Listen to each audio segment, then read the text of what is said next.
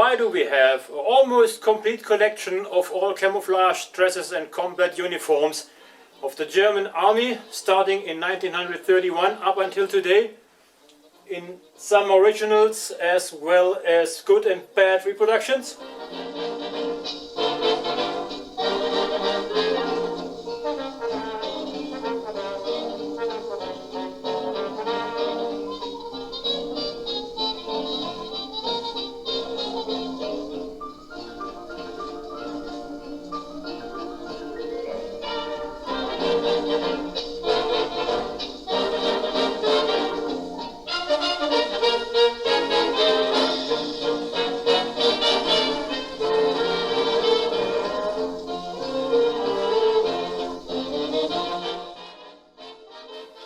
Because we can!